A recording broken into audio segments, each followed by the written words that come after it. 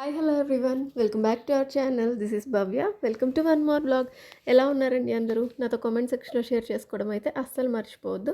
ఈ వ్లాగ్ వచ్చేసి మేము తిరుపతికి వెళ్ళాం కదా, అక్కడ నా ఎక్స్పీరియన్స్ని బట్టి ఎక్కడెక్కడికి ఎలా వెళ్ళాము, ఏంటి టికెట్స్ ఎక్కడ దొరుకుతాయి, నడిచి వెళ్ళే వాళ్ళకి ఏంటి, ఇట్లా అనే ఫుల్ డీటెయిల్స్ ఇద్దాము అని ఈ వ్లాగ్ చేస్తున్నానండి. సో మనం ఫస్ట్ వెళ్ళడానికి బస్ బుకింగ్స్ ఇవన్నీ చేసుకుంటాం కాబట్టి మేమైతే మేక్ మై ట్రిప్లో చేసుకున్నాము. సీటరే ఆర్టీసీది పర్ హెడ్ 550 పడిందండి. మేము ఇంకా రిమైనింగ్ కూడా చెక్ చేసాం కానీ అవి 1500, 2000, 3000 ఇలా ఉన్నాయి. వన్ డే కోసం అంత వేస్ట్ అనిపించింది నాకు. జస్ట్ ఒక 4 అవర్స్ కూర్చొని జర్నీ చేస్తే ఏం కాదని చెప్పి దానికే బుక్ చేసుకున్నాం అనమాట.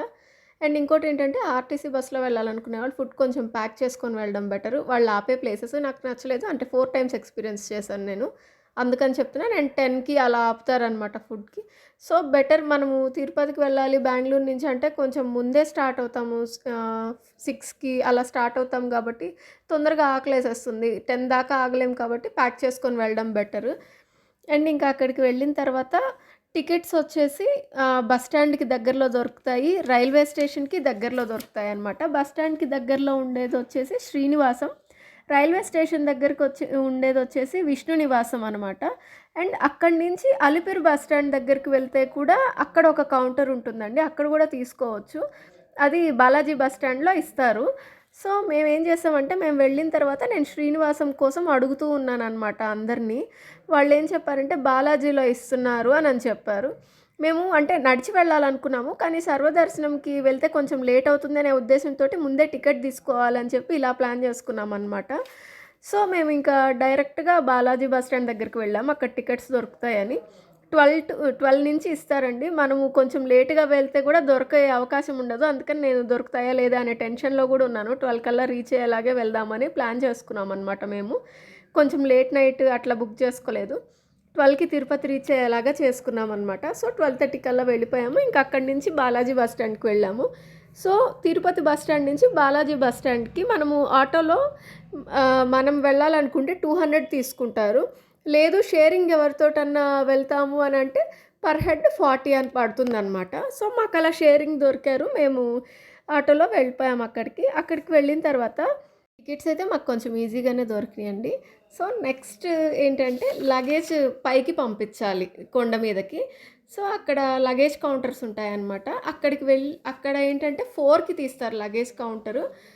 మాకు 12:30కి 1 కల్లా దొరికేసింది. అప్పటి నుంచి 4 దాకా వెయిట్ చేసాము. అక్కడ పైన వెయిటింగ్ హాల్స్ కూడా ఉంటాయి కానీ అది నాకు మెయిన్ ఎంట్రన్స్ ఓపెన్ చేసి లేదు. బ్యాక్ సైడ్ నుంచి వెళ్తే మెట్లు ఉన్నాయి, పైకి వెళ్ళొచ్చు అని చెప్పి అనిల్ చూసారు కానీ అక్కడంతా అబ్బాయిలు పడుకొని అలా ఉంటే నేను ఎందుకులే అంత రిస్క్ అని చెప్పి మేము బయట వెయిట్ చేసాం. చాలామంది అలానే బయట వెయిట్ చేస్తుంటారనమాట. సో ఇంకోటేంటంటే లగేజ్‌కి లాక్ చేసి ఉండాలి.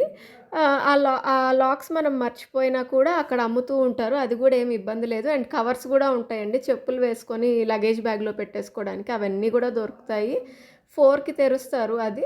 అక్కడ కూడా చాలా తోసుకుంటున్నారండి. చాలా జాగ్రత్తగా ఉండాలి అక్కడ మాత్రం. నార్మల్‌గా అసలు ఒక మనిషి కింద పడితే కూడా చూసుకోరు. తొక్కేసుకుంటూ వెళ్ళిపోతారనమాట. అంత తోసుకుంటూ ఉంటారు. అండ్ కింద గానీ, మెట్ల దారిలో గానీ, కొండ మీద గానీ మనకి పేస్ట్, బ్రష్, సోపు, షాంపూస్ ఇవన్నీ దొరుకుతాయి. అవి గూడా ఏమి ఇబ్బంది లేదనమాట. నెక్స్ట్ మేము వెళ్ళాలనుకుంది అలిపిరి మెట్ల మీద నుంచి నడిచండి. సో అలిపిరి మెట్లు ఓపెన్ చేసేది కూడా పొద్దున్నే 4కి ఓపెన్ చేస్తారు. అండ్ 10కి క్లోజ్ చేసేస్తారనమాట. 4-10 ఉంటాయి.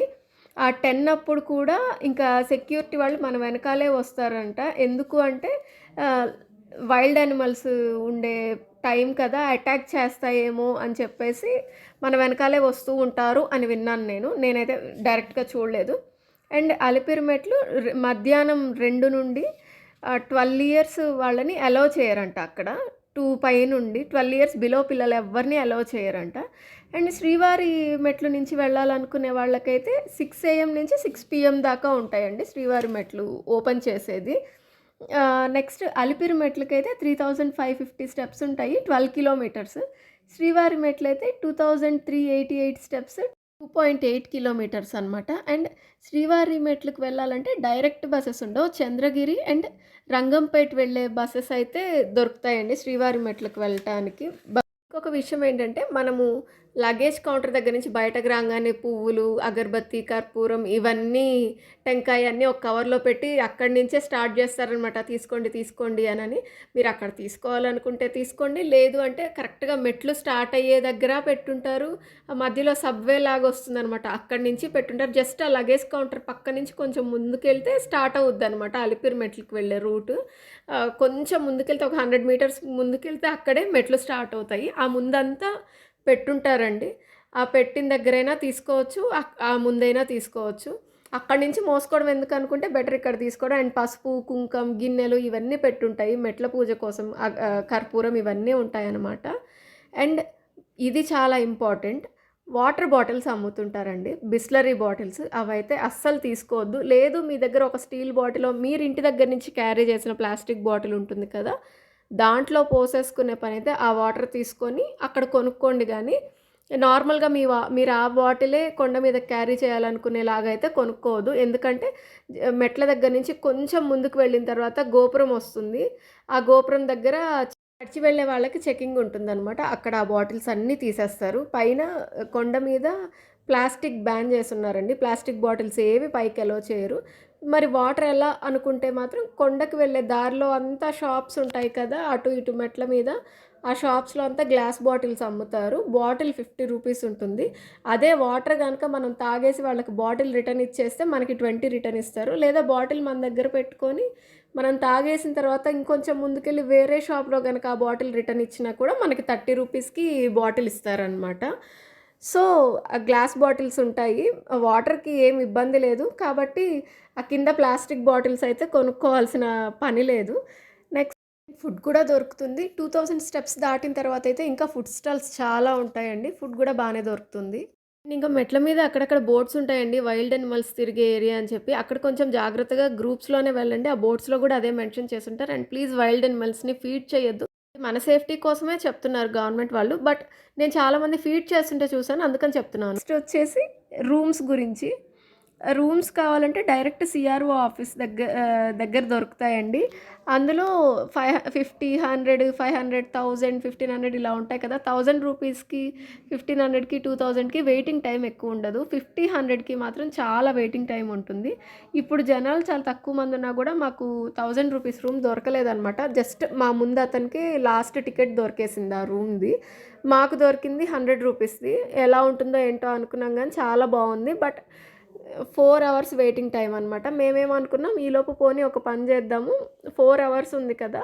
ముందు లగేజ్ తీసుకెళ్ళి లాకర్‌లో పెట్టేసి, తలనీలాలు ఇచ్చేసి ఫుడ్ తినేసి, తలనీలాలు ఇచ్చేసి ఈ పనులన్నీ కంప్లీట్ చేసుకుందాము అనుకున్నామనమాట. కానీ లాకర్ దగ్గరికెళ్తే 2 అవర్స్ వెయిటింగ్ చెప్పారు. మేము అప్పటికే ఒక 1 అవర్ అలా ఇలా టైమ్ పాస్ చేసేసున్నాం. ఇంకా 3 అవర్స్ కదా! ఫుడ్ తినేసి ఇదంతా చేద్దాము అని అనుకోని ఇంక మేము ఫుడ్‌కి వెళ్ళిపోయాం డైరెక్ట్‌గా. సో, ఇంకలా మాకు టైం నడిచిపోయి 4 అవర్స్ ఆగిన తర్వాత రూమ్ దొరికింది. రూమ్ అయితే మాకు వరాహ గెస్ట్ హౌస్ వచ్చిందండి. చాలా నీట్‌గా ఉంది అదైతే. దానికి సీఆర్ఓ ఆఫీస్ దగ్గర నుంచి అక్కడికి వెళ్ళాలి అంటే గనక బసెస్ దొరుకుతాయి. జస్ట్ ఒక 1 కిలోమీటర్ ఉంటుంది. టెంపుల్‌కి పక్కనే అనమాట వరాహ గెస్ట్ హౌస్ అనేది. అక్కడే మనకి అన్నదానంవి జరిగేవన్నీ అక్కడే ఉంటాయి. మొత్తం అక్కడే.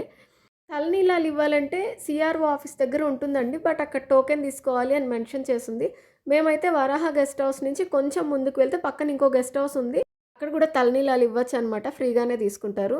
చాలా నీట్‌గా మెయింటైన్ చేస్తున్నారనమాట అది గూడా.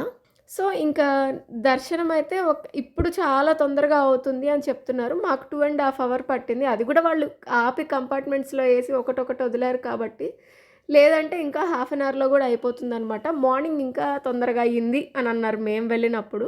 తొందరగానే అవుతుంది. కుంభమేళాకి అందరూ వెళ్ళుండడం వల్ల ఈ కుంభమేళా టైంలో కొంచెం తొందరగా అవుతుందని చెప్తున్నారనమాట. మేము శ్రీవారి అన్నప్రసాదం దగ్గర వెళ్ళామనమాట ఫుడ్ తినడానికి. అక్కడ నాకు ఆకులో కొంచెం మట్టొచ్చిందండి. నేనది ఆకులో మట్టొచ్చిందని అనిల్‌తో చెప్తున్నాను. వాళ్ళు అడిగారు ఏమైంది అని అడిగితే ఇట్లా మట్టి ఉందనంగానే వెంటనే ఆకు మార్చిచ్చారు. నాకది చాలా బాగా అనిపించింది. అండ్ చాలా నీట్‌గా మెయింటైన్ చేస్తున్నారు. నేనక్కడ వాళ్ళని అడిగితే లాస్ట్ 5 ఇయర్స్‌గా ఇలానే ఉంది మెయింటెనెన్స్ టీటీడీ అని చెప్పారనమాట. నెక్స్ట్ ఇంకోటేంటంటే సరౌండింగ్స్‌లో ఉండే ప్లేసెస్ చూడాలనుకుంటే మనము యాక్చువల్‌గా కొండ ఎక్కే ముందు కరెక్ట్‌గా ప్లాన్ చేసుకొనొస్తే గనక కాణిపాకం, కపిలతీర్థం ఇవన్నీ చూడొచ్చు. అండ్ ఇంకోటి చెప్పడం మర్చిపోయానండి నేను. ఏంటంటే 300 రూపీస్ టికెట్ గానీ, ఏదన్నా కళ్యాణోత్సవం ఇట్లాంటి వాటికి మనము టికెట్స్ ముందే బుక్ జేసుకొనుంటే గనక, ఆన్‌లైన్‌లో రూమ్ గూడా బుక్ జేసుకోవచ్చు. మాక్సిమం ఆన్‌లైన్‌లో అవైలబిలిటీ లేకపోతే అక్కడికి వెళ్ళిన తర్వాత తీసుకోవాలి గానీ, లేదంటే ముందే దొరుకుతాయి. కొంచెం ప్లాన్డ్‌గా వెళ్తే అంత రిస్క్ ఉండదు రూమ్స్ విషయంలో. ఫుడ్ మాత్రం తిరుమలలో అన్నప్రసాదం అని చెప్పి అక్కడక్కడ కౌంటర్స్ ఉంటాయి. అక్కడ దొరుకుతుంది. లేదంటే స్వామివారి అన్నప్రసాదం దగ్గర గూడా ఉంటుందనమాట.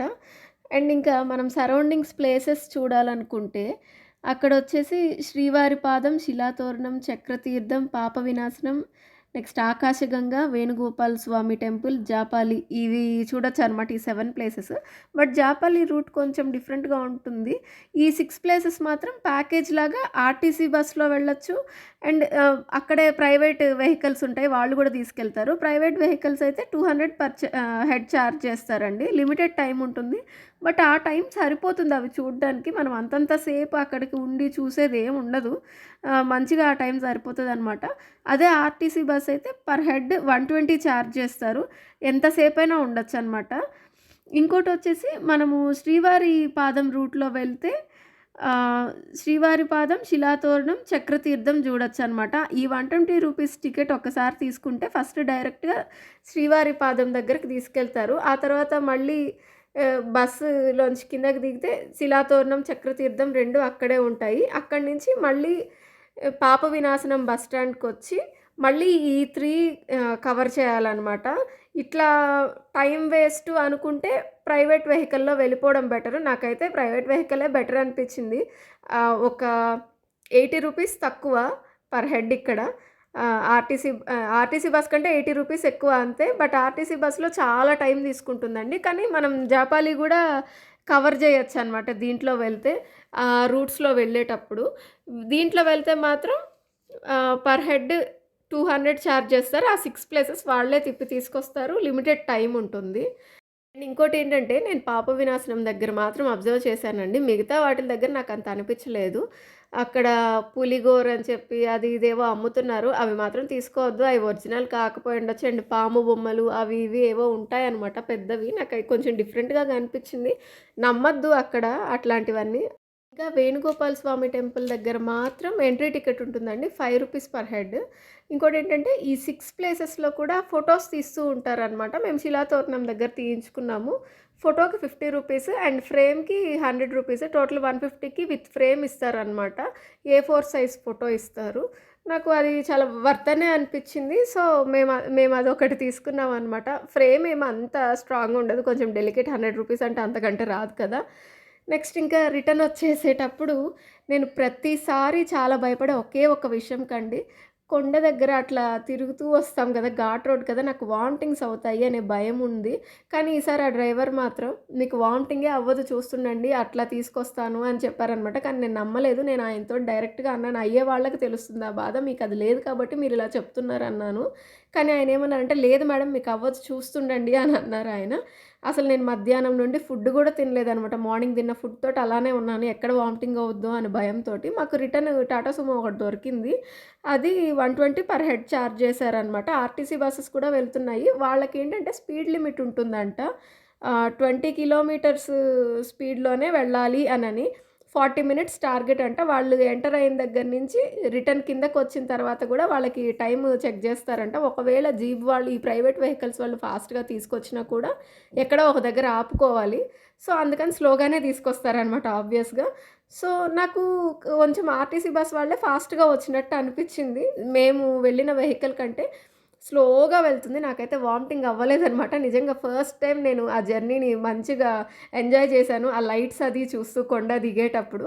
సో, ఇంక కిందకొచ్చిన తర్వాత మేము బుక్ చేసుకున్న బస్ మిస్ అయింది అలిపిరి దగ్గర. ఇంక మేము బస్ స్టాండ్‌కి వెళ్ళిపోయి అక్కడ మళ్ళీ కేఎస్ఆర్టీసీ బస్ దొరికిందనమాట. దాంట్లో రిటర్న్ వచ్చాము. సో, ఈ వ్లాగ్‌లో నేను మీకు మొత్తం ఎక్స్‌ప్లెయిన్ చేశాననుకుంటున్నాను క్లియర్‌గా. మీకు గనుక ఈ వ్లాగ్ నచ్చినట్లయితే please like, share and subscribe. Me suggestions ఏమన్నా ఉంటే కామెంట్స్‌లో చెప్పండి. Thanks for watching. Please subscribe.